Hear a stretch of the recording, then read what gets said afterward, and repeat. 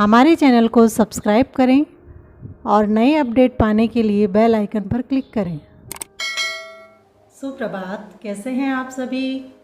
स्वागत है आप सभी का आपके अपने channel Sanskrit in easy way में। आज हम जो पाठ के प्रश्न उत्तर हल कर रहे हैं वो रुचिरा द्वितीय भाग से अष्टमः पाठः त्रिवर्ण ध्वज के अभ्यास प्रश्न हैं जिनको हम हल करेंगे। प्रश्न नंबर 1 हमारे सामने है। शुद्ध कथनस्य समक्षम आम अशुद्ध कथनस्य समक्षम न इति लिखत। शुद्ध कथन के सामने आम और अशुद्ध कथन के सामने न लिखो। क्या हमारे पास है। अस्माकं राष्ट्रस्य ध्वजे त्रयः वर्णाः सन्ति। हमारे राष्ट्र के झंडे में 3 रंग हैं। बिल्कुल सही वाक्य है, इसीलिए यहाँ आ जाएगा आम। अगला इसमें है ध्वजे हरित वर्णः शान्तेः प्रतीकः अस्ति। झंडे में हरा रंग शांति का प्रतीक है। यह गलत है, इसीलिए इसमें आएगा न। ग में है ध्वजे केसर वर्णः शक्त्याः सूचकः अस्ति। झंडे में केसरिया रंग शक्ति का सूचक है। बिल्कुल सही है ये वाक्य, तो यहाँ हम लिख देंगे आम। इसके बाद में जो है वो है चक्रे 63 अराः सन्ति। चक्र में 30 तीलियां है। यह वाक्य गलत है, इसलिए न। त्र में है चक्रम प्रगतेः धूतकम। चक्र प्रगति का धूतक है। बिल्कुल सही है, तो ये आम, क्योंकि चक्र हमें निरंतर चलने की प्रेरणा देता है। इसके बाद में है प्रश्न नंबर 2। अधोलिखितेषु पदेषु प्रयुक्तां विभक्तिं वचनं च लिखत। नीचे लिखे पदों में प्रयुक्त विभक्ति और वचन लिखो। तो पद, विभक्ति और वचन, एक उदाहरण दे रखा है यहाँ पर, जैसे त्रयाणाम, ये षष्ठी विभक्ति है और बहुवचन है। तो हमारे सामने भी समृद्धेः पद दे रखे हैं। तो इस पद में विभक्ति कौन सी है और वचन कौन सा है, ये रिक्त स्थान हमें पूरे करने हैं। तो सबसे पहले हमारे पास में समृद्धेः, ये भी षष्ठी विभक्ति है और वचन एक वचन है। इसके बाद में जो अगला है वर्णानाम, ये भी षष्ठी विभक्ति का पद है और वचन इसमें बहुवचन आएगा, बहुवचना। अगला इसमें है उत्साहस्य। उत्साहस्य भी षष्ठी विभक्ति और वचन होगा इसका एक वचना। के बाद में नागरिकेः,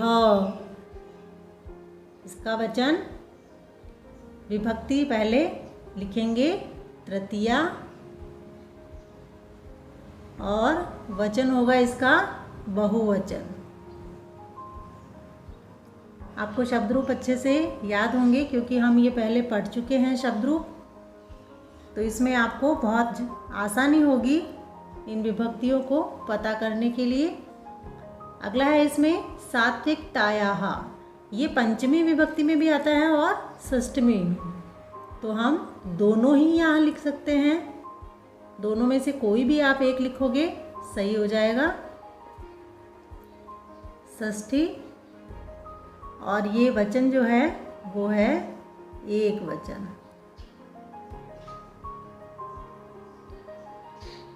इसके बाद में अगला है प्राणानाम, ये भी षष्ठी विभक्ति में है और वचन बहुवचन।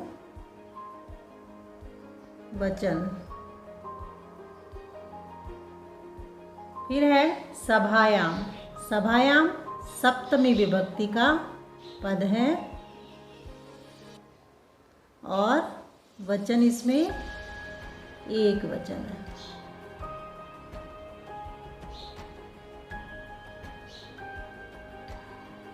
अब हमारे पास में आगे प्रश्न है एक पदेन उत्तरत। एक पद में उत्तर लिखो। एक पद में सबसे पहले हमारे पास में प्रश्न है क अस्माकं ध्वजे कति वर्णाः सन्ति। हमारे झंडे में कितने रंग हैं। तो उत्तर हम इसका लिखेंगे, एक पद में उत्तर देना है इसीलिए हम लिखेंगे रंग कितने हैं इसमें 3, तो लिखेंगे त्रयः। इसके बाद में ख त्रिवर्णे ध्वजे शक्त्याः सूचकः कः वर्णः। 3 रंग के झंडे में शक्ति का सूचक कौन सा रंग है। तो इसका उत्तर हो जाएगा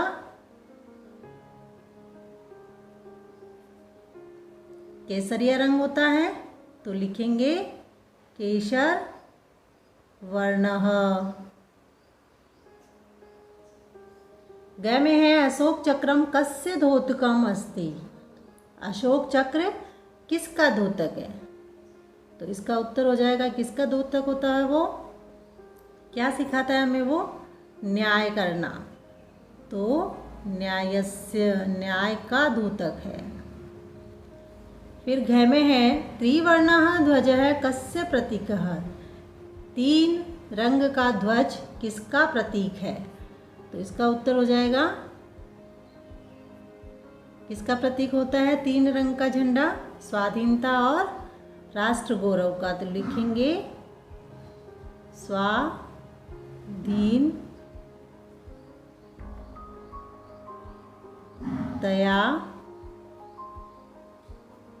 राष्ट्र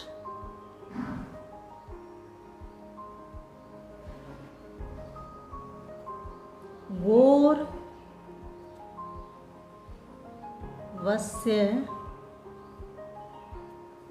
च। स्वतंत्रता और राष्ट्र गौरव का प्रतीक है। इसके बाद में अगला प्रश्न है, प्रश्न नंबर 4 है एक वाक्येन उत्तरत। एक वाक्य में उत्तर लिखो।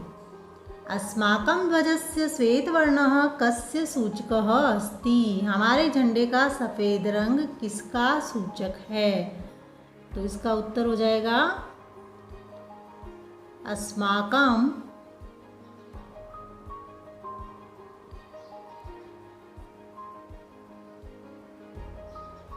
ध्वजस्य श्वेतवर्णः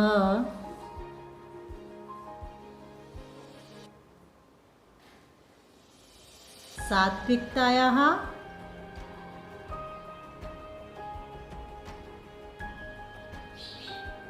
शुचितायाः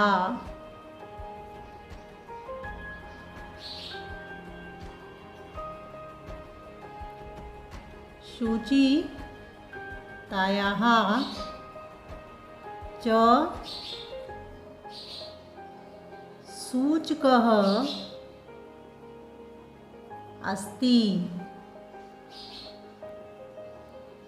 हमारे झंडे का सफ़ेद रंग सात्विकता और पवित्रता का सूचक है।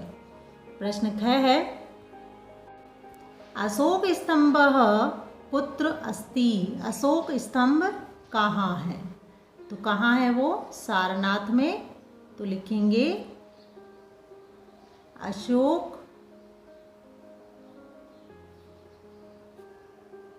स्तंभः सारनाथे अस्ति। अशोक स्तंभ सारनाथ में है। प्रश्न ग त्रिवर्णध्वजस्य उत्तोलनं कदा भवति। 3 रंग के ध्वज का उत्तोलन कब होता है, अर्थात उसे कब फहराया जाता है या कब ऊपर उठाया जाता है। तो लिखेंगे त्रिवर्ण ध्वजस्य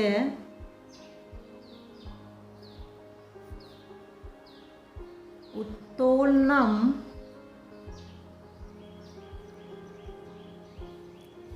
कब होता है फहराना इसका? स्वतंत्रता और गणतंत्रता दिवस पे। तो लिखेंगे स्वतंत्रता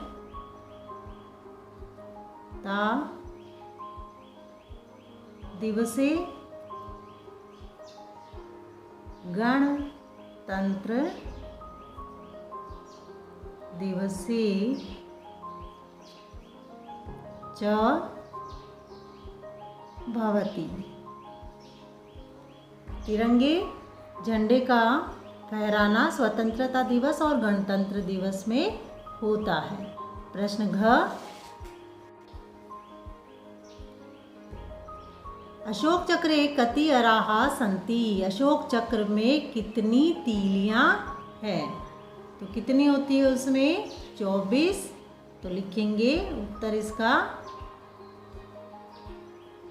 अशोक चक्रे चतुर्विंशति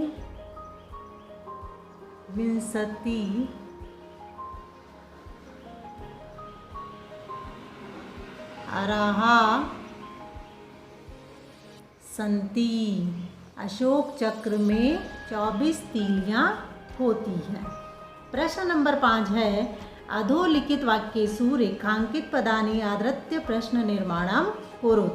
नीचे लिखे प्रश्नों के जो पद लिखे हुए हैं उनके रेखांकित पदों के प्रश्न बनाने हैं। तो हमारे पास सबसे पहले है क, अस्माकं त्रिवर्णध्वजः विश्वविजयी भवेत्। तो यहाँ रेखांकित पद है त्रिवर्ण ध्वज है। तो यहाँ हो जाएगा इसका जो प्रश्न बनेगा वो है कह। तो कैसे लिखेंगे इसको? अस्माकं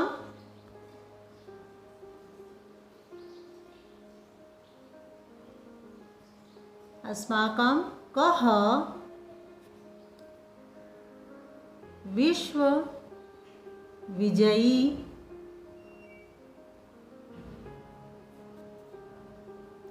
भवेत्। इसके बाद में हम प्रश्नवाचक चिन्ह लगाएंगे। हमारा या हमारे कौन विश्व विजयी हो? तो कौन है? त्रिवर्ण ध्वज। ख इसमें है स्वधर्मात् प्रमादम वयम न कुर्याम। इसमें जो रेखांकित पद है वो है प्रमादम। इसकी जगह आ जाएगा किम। तो लिखेंगे किम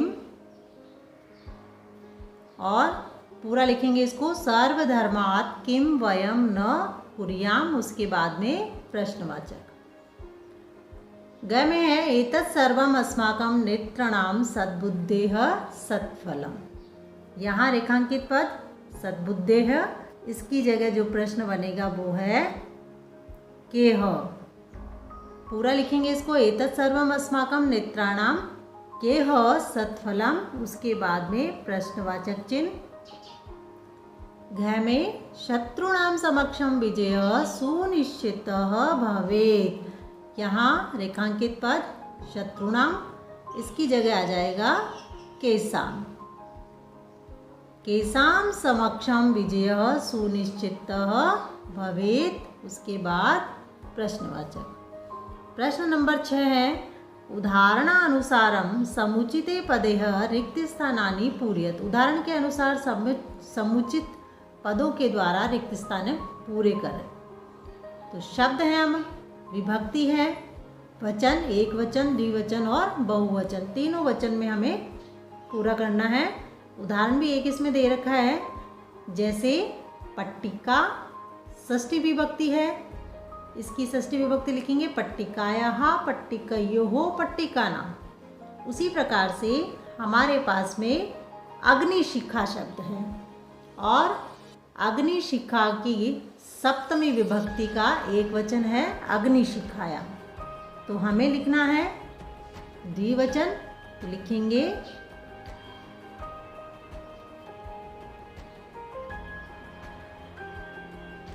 अग्नि शिखयोः, और बहुवचन लिखेंगे इसका सप्तमी विभक्ति का अग्नि शिखासु।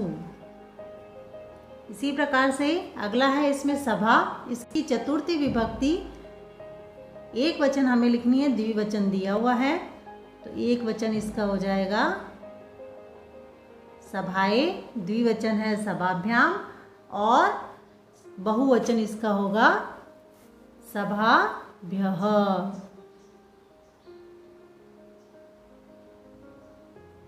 आगे इसमें है अहिंसा, द्वितीय विभक्ति का एक वचन इसमें दे रखा है अहिंसा, द्विवचन हम लिखेंगे अहिंसे, और बहुवचन इसका होगा अहिंसाः।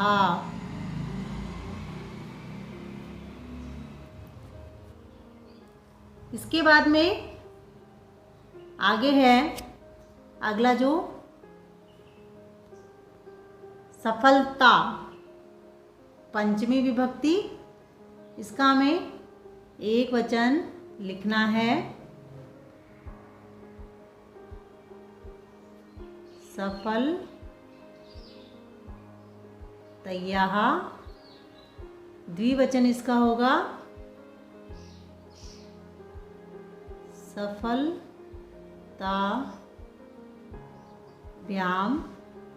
और बहुवचन इसका हो जाएगा सफलताभ्य।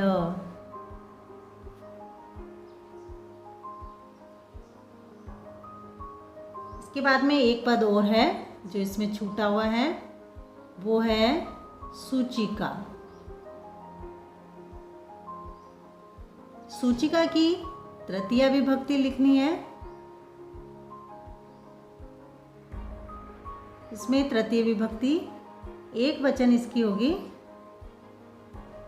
शुचिकय्या, और द्विवचन होगा इसका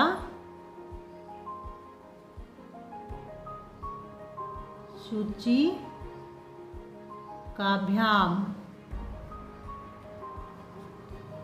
और बहुवचन होगा इसका शुचिकाभ्यः।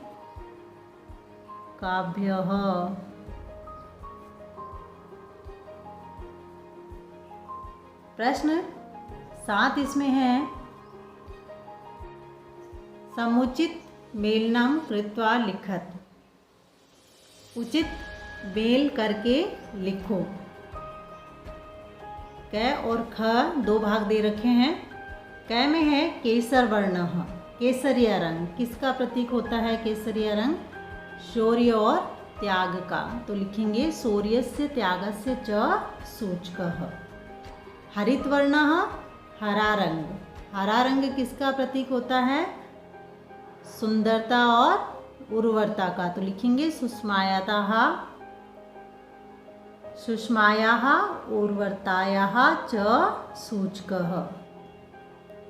अशोक चक्रम, अशोक चक्र किसका प्रतीक है? प्रगति और न्याय का, तो लिखेंगे प्रगतेः न्यायस्य च प्रवर्तकम्। त्रिवर्णः ध्वजः, 3 रंग का ध्वज किसका प्रतीक है? स्वाधीनता और राष्ट्र गौरव का, तो लिखेंगे स्वाधीनतायाः राष्ट्रगौरवस्य च प्रतीकः।